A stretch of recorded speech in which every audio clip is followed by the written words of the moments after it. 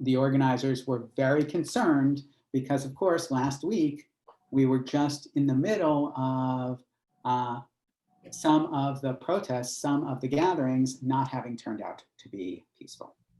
And so we were deliberately told to use language that would de-escalate our gatherings. The organizers were very concerned because, sorry for the echo there. So one of the things, so it was a very structured moment. It was short, it was targeted, and I was very honored to be one of the only two non-African American speakers. They asked me to do a closing blessing, which a closing prayer, which I did. I am very heartened right now by our mostly unified community response to the protests. That is to say, I have seen a couple of people talking about Black Lives Matter and anti-Semitism on the fringes, and Black Lives Matter and anti-Zionism on the fringes.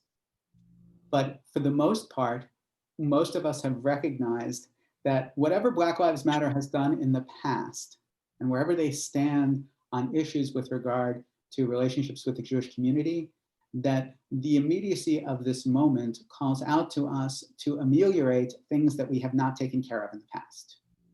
And one of the fundamental things that we, as a mostly white, because of course Jews are not all white, but we are mostly white, as a mostly white Jewish community, that we have not taken care of in the past. So we have not taken care of living in a more just society. We have opted for comfort and peace at the expense of justice.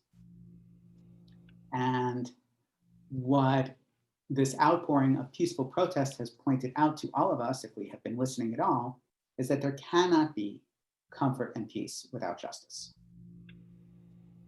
And so this was the tack that I took with regard to the closing prayer last week. It is to some extent the way I spoke on Friday evening and will continue to speak. I believe very strongly that this is an opportune moment for us as a Jewish community and for us as an American community to make a difference.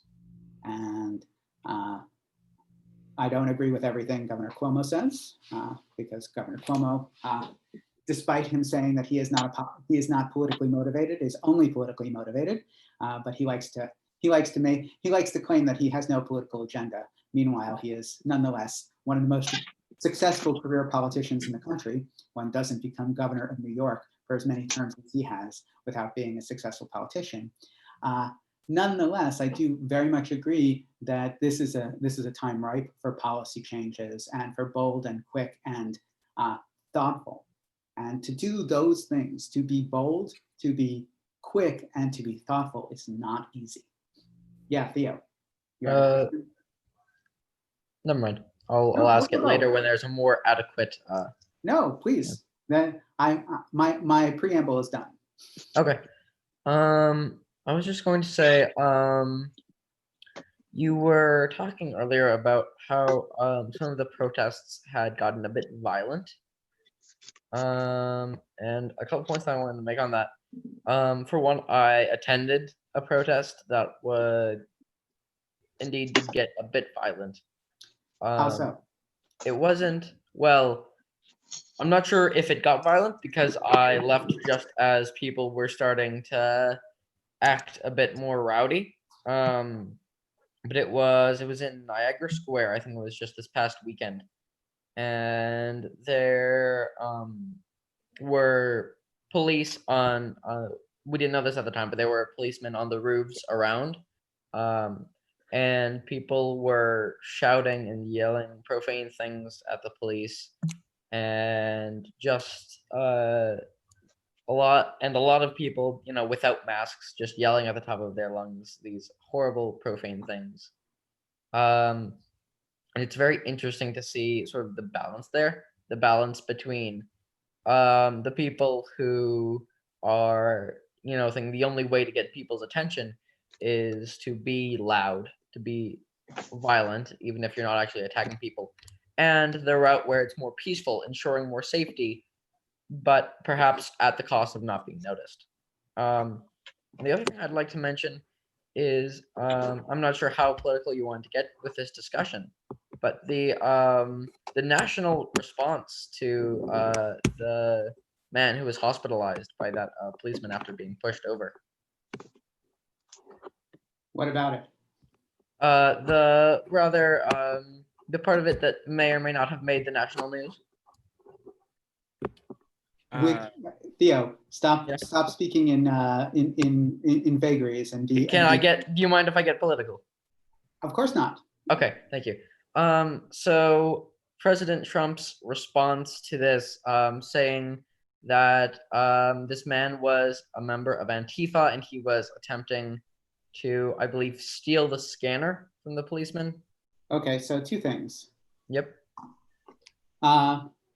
Governor Cuomo has made a distinct difference between looters and protesters, between rioters and protesters. And I think we need to make that distinction very important. Someone who's calling these riots is, in fact, instigating against them.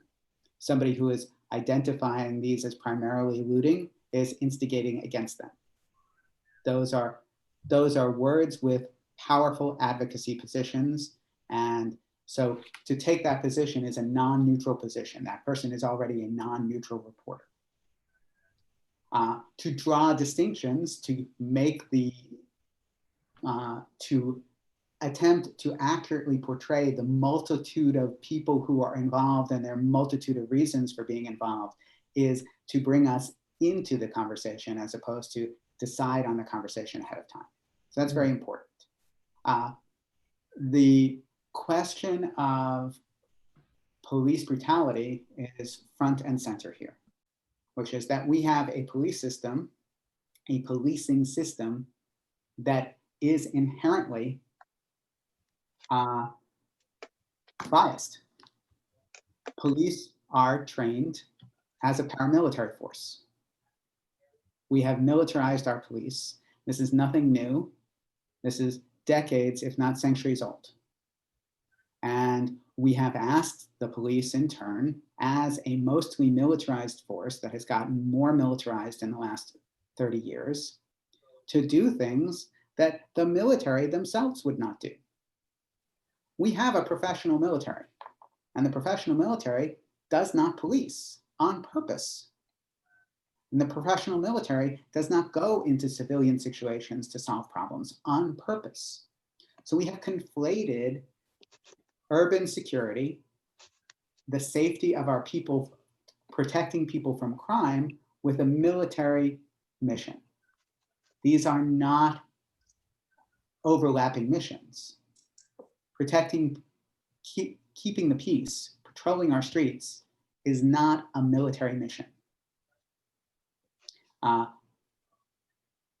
Protecting somebody from domestic violence does not require a SWAT armed response. Answering a call from somebody who has a emotional or mental problem is not requiring a response from somebody who has a sidearm. And thus the call to defund the police. Which of course is a call to refund American cities and localities, that we are attempting to rethink how we spend our money. And that is a reasonable call. So that's one issue. So what we are seeing is a lot of different agendas out in the open. I think it's really important, and what we have seen since last week, since Wednesday, is a de-escalation of police response in most places, a demilitarization of police response, and an increase of peaceful protest. And that in my mind is putting people on priorities and principles first. And that's good on both sides, on all sides. They're not both sides. About the president's comment. The president is not a disinterested actor in all of this. And the president has taken every single action in the last, since his presidency, entirely from a political perspective. We are in desperate need of leadership from a non-political perspective, of leadership that says we are all in this together, of leadership that is not ideologically or politically motivated. How the president could have come forward with a conspiracy theory that has zero basis in truth is beyond me. Does all the time. It's Yes, to try and move the attention away from him. I'll move the attention onto him, but in the way he wants it to be. Yeah, away from the way it currently is. So we are in a and in this, Governor Cuomo does a good job of saying over and over again, we are in a highly politicized, highly divided public sphere. Except at the top of the public sphere are people who are profiting from that division, and the rest of us are trying to find a helpful middle ground. I do not think we are well represented in the extremist political views of many of the people who are speaking out. In the same way that Ilhan Omar in Minnesota, I don't think represents a mainstream perspective on Israel. I don't think President Trump represents a mainstream perspective on race relations in this country. And I think at this point, we have to do our best to make the election count. And in that, we have to make sure that we count votes and we vote and all of those things, because we will cease to be a democracy if we cease to vote and be a representative democracy. Any other questions about current events and what's going on? In my mind, we are facing a critical call that if we do not act to change things now, things will become more entrenched and more divisive and more difficult going forward. Something my history teacher has really said that has stuck with me is that this is the first time he's actually felt hope about what's going on right now. It's terrible, it's awful, but it might provoke real change. Well, I was on a call this morning. So one of the things that I help facilitate here in town are racial healing circles. And some of you have participated in those. I know Mike has. And we're going forward in a different format because the Buffalo Children and Family Services are requesting racial healing circles for their staff and for their personnel for next week. And the racial healing circle in the past has been focused on attempting to share our stories. And now we all agreed to a great extent that the stories that were connecting us before were our shared stories of oppression, that everyone can relate to one another from a position of having been bullied in some way in the past. And now there is no way to enter into an honest conversation without understanding that there's a significant difference between the feeling of oppression of people in this country. And that, the degree to which I feel that I am safe going for a run on the streets of Buffalo, despite the fact that I am only 5'3" and not a terribly intimidating person, is astounding in comparison to the degree of safety that a much taller, tougher looking African-American man feels, which is that people that I know who are African-American, who are runners like I am, are not running on the streets in Buffalo right now, which is horrendous. And so that differential is in our faces for the first time ever. Not that it hasn't been there before, but we can't ignore it anymore. So when we come together in a racial healing circle, one of the things I said is not unlike what Jude, you said, which is that the horror that we feel is nonetheless providing us the impetus to feel hopeful that we might actually be able to do something about it. So yeah. What specific positive things do you see that would help this situation? Well, I see, first of all, New York State moving forward on a number of initiatives right now. It looks like the Senate and the Assembly are moving forward on repealing 50A, which will cease to keep secret, keep confidential police records of abuse. It looks like the legislative initiatives that both we have been calling for locally about the Erie County Holding Facility, about police conduct and chokeholds are going forward with the mayor's and the county executive's blessing, as well as at the state level. So I see, at least here in New York, a state government and a local government that is responding very quickly and saying, look, this is not okay. There's been inequality in funding for public schools for, I guess, forever. Right. And there's a federal court case, a decision that's never been implemented requiring funding. I know it's for New York State specifically. I'm guessing that because of the economy just lately, this is not the time that we're going to be funding that. But it seems to me that that's a really important item that should be on the agenda. There's no doubt. There is no doubt that one of the numbers that that Governor Cuomo continues to quote is that that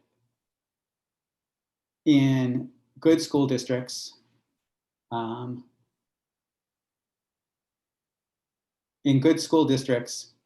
we have the expenditure per student is $36,000 per year. And in poor school districts, less wealthy school districts, the expenditure per student is $13,000 per year. There has to be a policy-based solution for that. There must be. And that policy-based solution might require us to reallocate that pot. Because we're talking, therefore, a differential of over $20,000 per year per student between somebody living in my zip code in 14214 and somebody living in Amherst zip code 14226, less than 3 miles away from each other. And that's unacceptable. So the question that we have to figure out is, because schools are the most complicated and most important question here. Because throwing money at city schools has not helped. People feel incredible amounts of resentment about this. So the differential by neighborhood. People who live in South Buffalo, who are mostly white and middle class or lower middle class, don't want money going to Black neighborhoods in East Buffalo, and vice versa. And so this is a majorly complicated discussion because it's not just about money, it's about implementation. The reason that the Occupy movement didn't do well after getting a lot of publicity and a lot of people was because there weren't specific reforms, a specific agenda that grew out of it. There were a lot of people who didn't like the status quo, but nobody could agree on how to specifically move forward. And so I'm listening to what you're saying, and I'm glad there's something specific already in the state legislature, but I fear that all of the emotion will end up the same way. And I understand the problems are complicated, and I'm certainly not expecting you right now to come up with specific solutions for complicated problems. But I guess I'm hoping that there's going to be something specific coming out of this. And That's why I asked the question. No, and the school question is the primary question for all intents and purposes. The immediate attention to police is happening as we speak, right? The Minneapolis, their city council has already voted to take down the Minneapolis Police Department and rebuild it from the start. So that's huge. If you have access to YouTube, I recommend last night or the day before, earlier this week, Trevor Noah interviewed an African-American activist from Minneapolis about how long it has taken for impact to happen there. And she said that the reason why the city council took this quick action was not George Floyd. George Floyd was only the latest of things. May his memory be for a blessing. The reason why the city council took action is because the organizing that has been happening in Minneapolis has been happening for nearly 20 years. This is a woman who moved to Minneapolis in 2003 and has been trying to work with the Minneapolis city to equalize things, because of course, Minneapolis is a majority white city by a lot. I think African Americans make up only 10% of the population in Minneapolis, but they make up more than half, if not more like 75% of the fatalities at the hands of the police. So it is terrible. They have been on the forefront of reforms, and the police officer who killed George Floyd had been in the training sessions against using these methods. We are dealing with an embedded systemic culture within police that says militarized responses to people to people who are doing misdemeanors is okay if they are Black.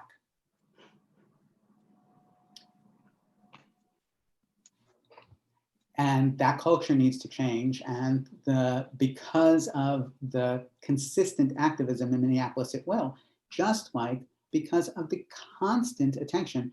I met with George Nicholas and the mayor and Pastor Giles from Voice Buffalo a year and a half ago about the initiative "Do Not Stand Idly By," which is a gun reform initiative started by a colleague of mine whose family suffered from gun violence in Chicago, and he got leave from his congregation to basically turn half of his career over to researching and then promoting gun reform in this country. And one of the key partnerships was with cities, because when police departments advocate for better gun rules and for opening up the gun industry to more secure guns, then we end up with a better gun culture, right? So if firearms, for example, we have the technology for firearms to have handprint and fingerprint safeties, so that only the designated operator of the firearm can use it.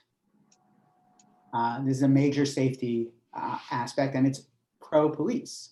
So we sat down with the mayor over a year and a half ago. So here in Buffalo, one of the reasons why we have Mayor Brown and County Executive Poloncarz so out front on these issues, when there was this abuse here, the two of them were on it in a minute.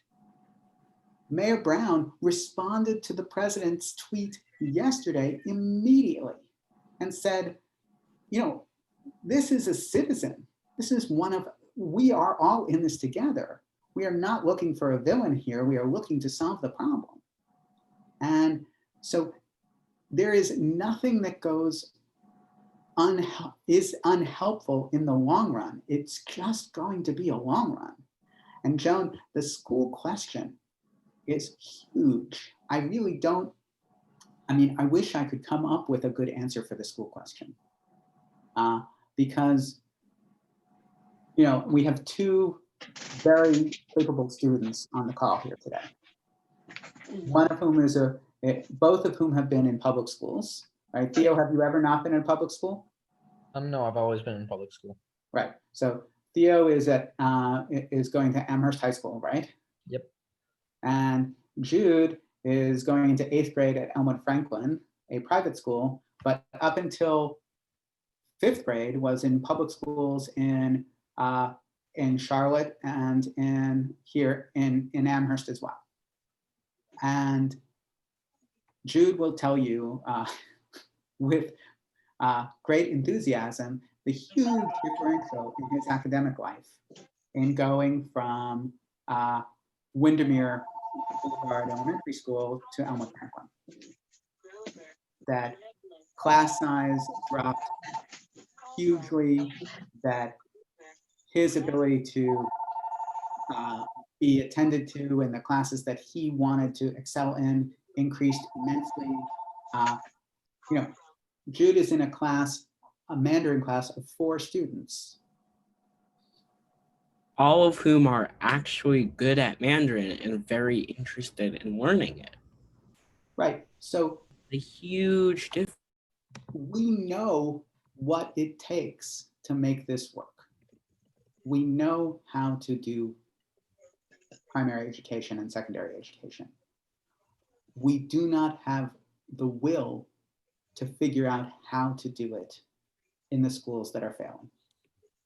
We do not have the will to figure out how to do it in the urban settings where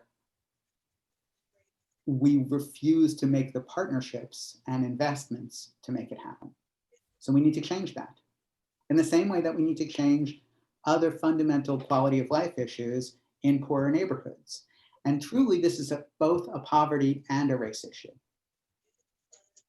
And one of the reasons why poverty persists in this country is because of racism. Not because there aren't white poor people, but because poor white people get less because white people don't want to give to poor Black people too. So therefore, when we identify poverty as a race issue, or for that matter, when we identify the coronavirus as a race issue, one of the perhaps terrifying things of this moment right now is the possibility that the coronavirus responses in states in the South and the West have been hindered by the popular belief that this was only affecting poor people or Black people or old people, which is horrendous. All right, other questions?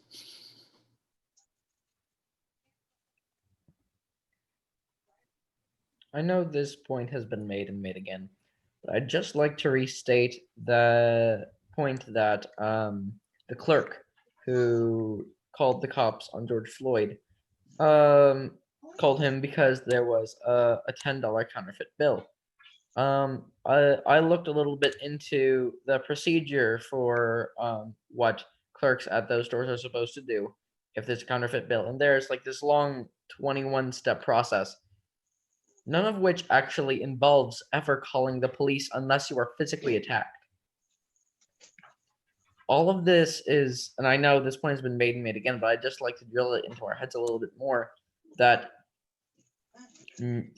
all of this is extremely avoidable on a very personal level. I don't know where I was going with this. I'm sorry. So it's not, though.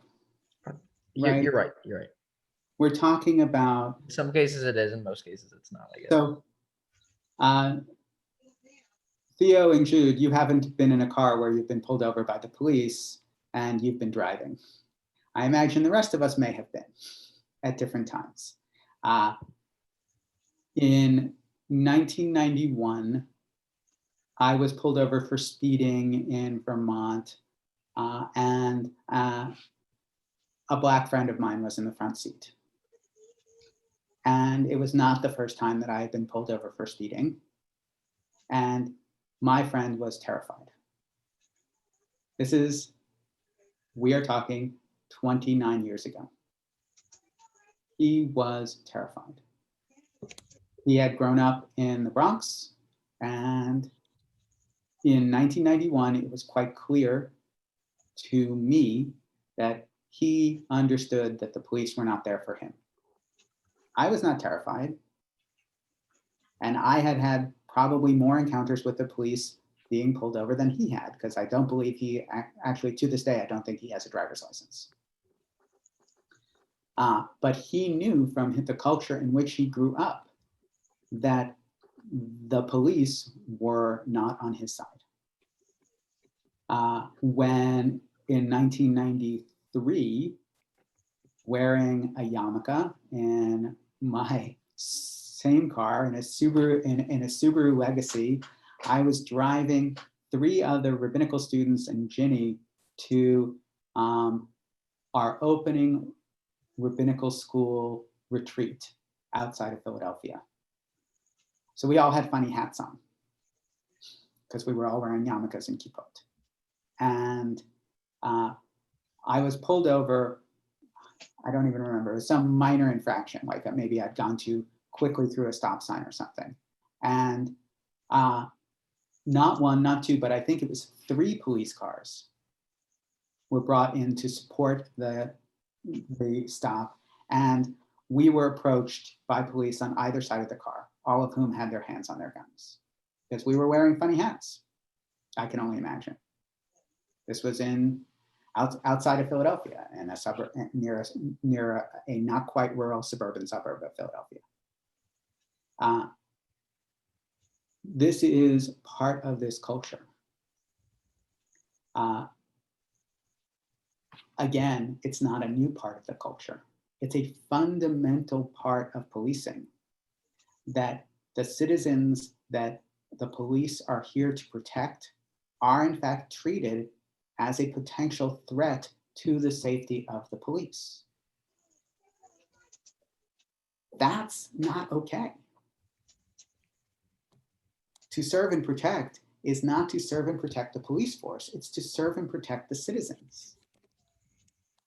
If I am a traffic violator, I should not be treated as a potential terrorist under any circumstances, unless I have been behaving or driving my vehicle in a way that poses a terrorist threat. But pulling too quickly through a stop sign or going 45 in a 35 zone should not count that way.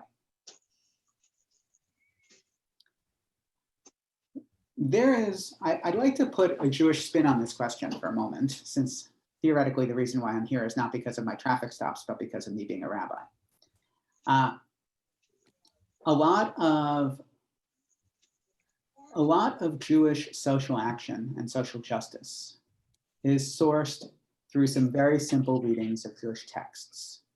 And I think we get in trouble when we throw out a quick soundbite as if all Jews agree with it. And I started this off by saying that the history of Black Lives Matter and Jews in the United States is not an easy history. That left-wing activism, progressive activism in the United States in the last 10 years has been permeated by a good amount of anti-Zionism and anti-Semitism. And in the Jewish realm of things, we have struggled because some of our most strident and vocal advocates for social justice in the United States today among Jews are identified very strongly with Democratic Party politics. And therefore, what we end up with is a social justice agenda that seems to be using biblical and rabbinic sources to justify the Democratic Party politics. And I think this is dangerous because I think it diminishes the depth and meaning of our texts and of our history, which are not aligned with any party, which predate the American party system by thousands of years. And And on top of it, it lessens our ability to collaborate collectively as a Jewish people. We are, and I spoke about it last time when we talked about Jewish mysticism, fundamentally pluralist. We believe very strongly that we can have incredibly divergent opinions and still collaborate on the big project. So I caution us all in going forward in social justice settings to not casually toss out tikkun olam as a justification for anything that we want to do to repair the world, because it's not. Nor should we casually toss out the words justice, justice, you shall pursue, as if it means whatever we think needs to be ameliorated at any cost for justice. We have a rich, huge textual tradition supporting individual causes and principles throughout the last 3,000 years. We can clearly say that the Torah says you shall not oppress the stranger because you were strangers in Egypt 24 times, because we mean it over and over again. It's a central plank of who we are as a people. However, what does it mean? Okay, we can say it means to not enslave people like we were enslaved in Egypt. Well, that's very specific. We have a system of slavery in ancient Israel. So how do we do these two things and reconcile these two things? And at the heart of all of this, I am saying, as we've talked about throughout this conversation, that simplifying the conversation doesn't end up with a solution for exactly the reasons that we've been talking about, which is that a simple solution is not going to be found to our complicated problems, and we need to have sustained effort. This effort that we are involved in right now, we are all concerned will fizzle too soon. That the momentum will fizzle as soon as something else comes up. And yeah, Joan. The police departments, I assume there's more than one person in each police department. The police departments that are protecting the synagogues since the Pittsburgh shooting are the same police departments that are oppressing right now. How do we navigate that? Obviously, as Jews, we've been relying on the police to help us out.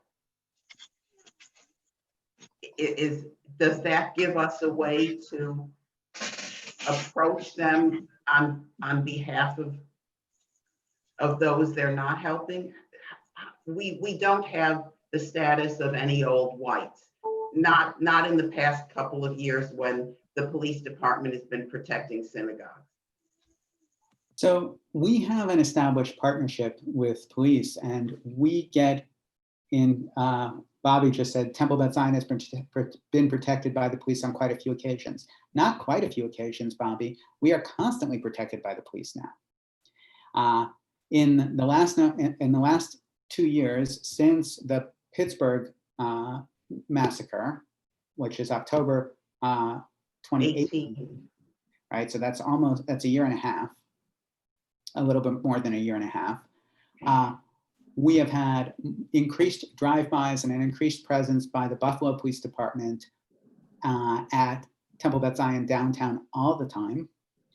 We have not off-duty police officers serving as security guards regularly at both from the Buffalo Police and from the Amherst Police in Broder. We have hired those people for protection during religious school. We are in constant partnership with the police. The Jewish Federation hired Susan Damari as an ombudsperson, a liaison between us and all of our law enforcement agencies, including the state police and the FBI and the sheriff's offices. So we are in constant communication with the police. And this puts us in not necessarily a good leverage position, Joan, but an awkward position. Okay, that's what I wanted to know. Is it, can we use the leverage, or what does it mean? it means it's complicated, because it means that generally speaking, our elected officials and our civic security officials have been very helpful for protecting Jewish people and Jewish locations. And we don't want that stopped. At the same time, we understand that the same people who may be participating in protecting us are not protecting everybody. And this is a very complicated place for Jews to be. We are targets of anti-Semitism right now in a way that has not been the same for decades. There have been more anti-Semitic incidents by the ADL's reckoning now in 2019 than there were since they kept records starting in the 70s. That's horrendous. And so we need our current civic police forces to be on the lookout for us. And yet we also need them to be on the lookout for justice for everybody, because a situation in which some people are unsafe and other people are safe is not just.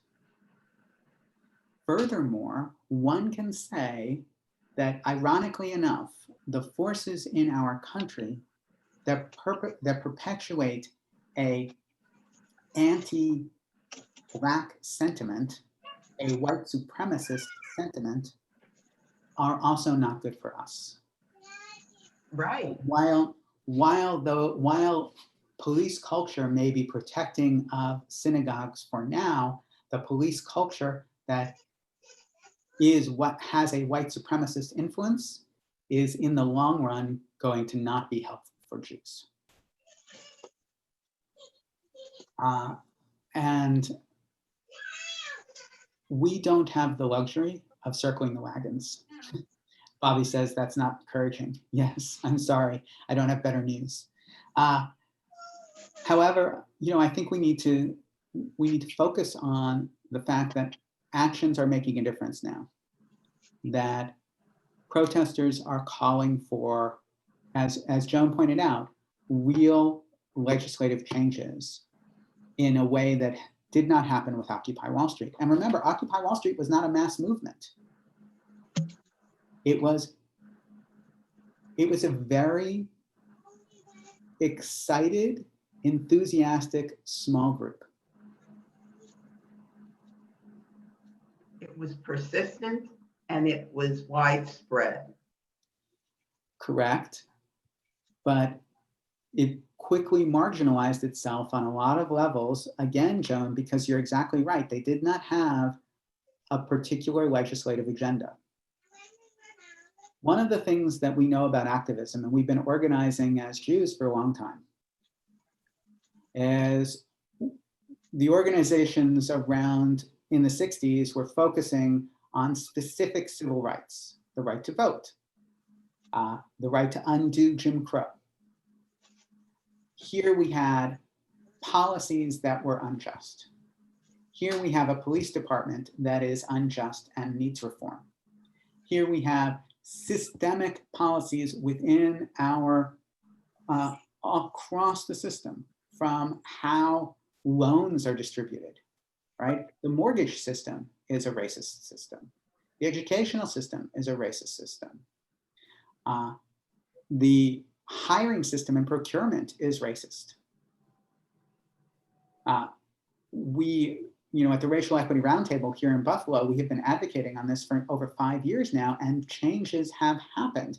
Minority-owned businesses are getting more business because of the Racial Equity Roundtable here in Buffalo, because there is a racial equity impact training that is done starting at the top of our biggest corporations here in Buffalo with regard to hiring practices and procurement practices. That is new, and it is changing things. Michael raised his hand. Yeah, I'm sorry, I had to switch to my phone. It's getting a much better signal. It seems to me that Rabbi Hillel had something very appropriate for what we're going through now. On his saying, if I am not for myself, who will be for me? If I'm not for others, what am I? And if not now, when? It's perfect. No. If I am not for myself, who will be for me? If I am only for myself, I'm sorry, I misquoted. And if not now, when? And yes, absolutely. Again, my caution with Jewish quotes and my caution with the use of text is it's very easy to say, I think something, and oh, here's a text that supports what I think. And I'm cautious on this because biblical texts, rabbinic texts, are a massive corpus. And the number of things that I can find to justify horrendous acts, I think probably far outnumber the number of things that I can find to justify acts of righteousness and integrity. And so I want to bring us to a point where what we're saying is this is a consistent application of a Jewish principle over time. This is who we are as a people. And if it's not, why is it not who we are as a people? Why have we allowed injustice to persist in the United States at our own comfort? Well, it's complicated, but it's quite clear that being accepted as white for the time being in the United States was a big bonus after not being accepted as white in the United States for decades. And so to have quotas at the best schools drop, to have neighborhood restrictions drop, to have white Christians allow us to live in their suburban neighborhoods, we thought was really great, and we weren't going to jeopardize that opportunity by advocating for people who didn't have it yet, because we didn't see ourselves as in a position to do so. And I am saying that we understand how we got here, and that doesn't mean that we need to be satisfied with it. That what we need to do is we need to figure out how we can take a policy position, come up with a policy position. And honestly, I would be very, very excited, Joan, for us to start thinking about real policy solutions to education. Because if we don't come up with it, no one will. I hope there are, I don't hope. I know there are smarter people than me who've been working on this for quite a while. I don't agree with you, Joan. Okay. I think it's a lot easier to get a suggestion to our state senators and our state assembly people than we think it is. And they are looking for solutions. It is, Susan Bring-Toby is on the call here. She hasn't spoken, she's been listening. Turns out, Yes, I'm listening. Turns out she knows somebody who might be able to put a suggestion into the governor's office. Actually, anyone can put a suggestion into any of our legislators. Buffalo used to have a very tight group of Democrats and Republicans who worked together to improve Western New York. And I'd like to see that environment again, that there was very open, but anyone can approach any of our legislators. Will they be heard as well? Well, I suppose the more people that do it, the more they'll be heard. And yes, anyone can send a suggestion to our governor. They're also looking for input. They really are. But I'm not here. I think it's important. I'm not here to represent any governmental entity, although I've worked at every level of government. But no, I wasn't accusing you of that, Susan. I know. I'm just clarifying for the record. Thank you. But one of the things that I think is really important is our voices count. And Joan, people are not working on these solutions because people in office are looking to stay in office. And some of those people may be working on some solutions, but if we can come up with something, if we can start the conversation, we can make a big difference. Yes, Michael? I just want to, I've said this before, but I think it's very important that people who are not targets advocate for the victim, because it's easy to say, well, he's black, he's speaking up for the blacks, but when other people speak up for the blacks or the Jews or whatever, I think it has more impact, and it should have more impact because you're not trying to promote your own horse in the race. So something to think about going forward. I would like to invite everybody who's interested to reconvene for a community organizing in Western New York call. Our Religious Action Center of New York lost its community organizer because of money being lost from the reform movement. But that doesn't mean we should stop these efforts. And I think honestly, coming up, I will, if all of you are interested, I would convene some other people to talk about school solutions. And I'll see what I can do. And on that note, hopeful note, thank you all for joining me. Today was a time-based conversation. We have next week, I think we're going back to Talmud, but I will follow your lead with whatever, wherever you'd like us to go. So please send me suggestions, or as I did today, I'm happy to take suggestions at the beginning of the call and we'll go where we go. Thank you all. Thank you very much. Wishing you health and safety, and great to have everybody here. Thank you. Thank you. Thanks.